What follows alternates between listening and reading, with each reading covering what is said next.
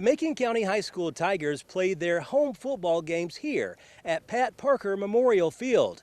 Many of the young men who have suited up in the blue and white over the years never knew Parker. But as you're about to see, not only was Parker an outstanding athlete, but he was an even better human being. School officials dedicated this field to Pat Parker's memory on November 18, 1949. A fitting tribute to a young man who only attended high school in Lafayette for 2 years, but is considered one of the best athletes to ever play football here. One of his high school friends, Budgie Oakley, remembers Pat fondly. I grew up, went to school with Pat. He was a year behind me. I was born 24, he was born in 25. He was always a year behind me. We're casual friends, knew each other, saw each other every day. Budgie played basketball with Pat in Lafayette. Pat is holding the basketball in this photo, and Budgie is behind Pat on the right. Budgie says Pat was talented in every sport he played. He played baseball, basketball. He was all conference basketball and football, all Mid-South basketball at Castle Heights. He played all sports. They all came natural. While Pat was one of the best athletes ever to suit up in Macon County, you would never know how good of a player he actually was just by talking to him. Unassuming, you could spend the day with him after him starting, and on a Saturday night you could spend Sunday with him, and football would probably never be mentioned by him. Unassuming, very, very unassuming. After attending high school in Lafayette for 2 years, Pat then transferred to Castle Heights Military Academy in Lebanon for his junior and senior years. The only thing I can think of, in Stroud Gwynn, who was the football coach up here for many, many years, the field was later named for him. Stroud did not coach Pat Parker. He came the year after Pat had graduated. But his assumption was that Pat's family, or maybe someone at Macon County, decided, well, if he goes to Castle Heights, said he's going to be a star up there too. Said he will probably get a lot more publicity and notoriety, and maybe that'll help him get a college scholarship. But of course, the war's going on at that time, and everything has changed. And look what he did. He could have gone on to college, but he decided to enlist in the Marine Corps, and a year later, he's dead. Rob Hosier is the president of the Castle Heights Alumni Association. His father was one of Pat's teachers.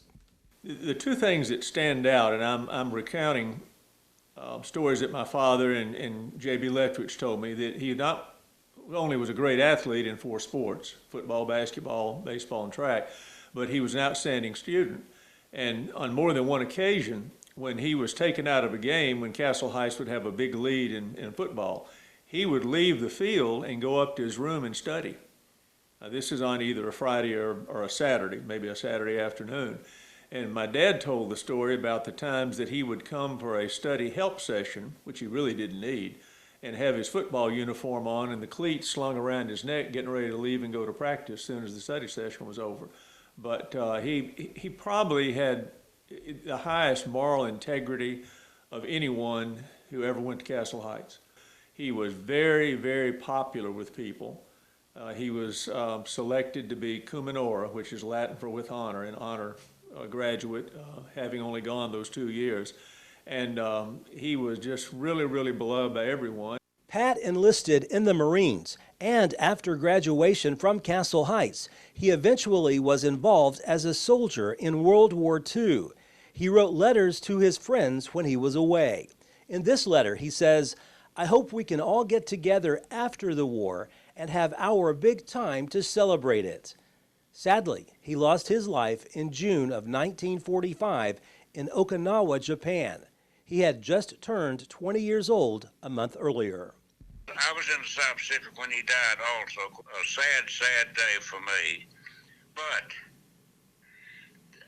I can't remember. I got home, got discharged before they brought Pat's body back to Lafayette. That was a sad, sad, sad day, sure enough. we were up in Pat's yard when the Marines brought his body back. You could hear his mother crying for a mile away. It was a sad day for everybody. Pat's funeral was held on February 26, 1949 at the Lafayette Church of Christ.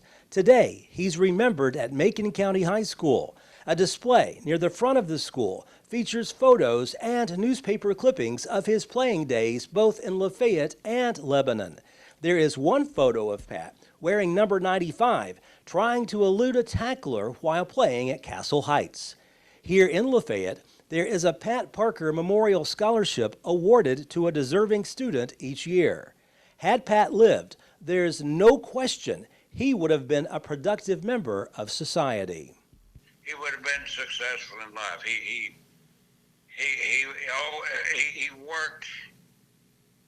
He worked whatever he did. If he couldn't do it, he would work at it until he could do it. He would have been successful. The young man who was being recruited to play football at Notre Dame instead chose to serve his country. He gave his life for the freedom you and I enjoy today.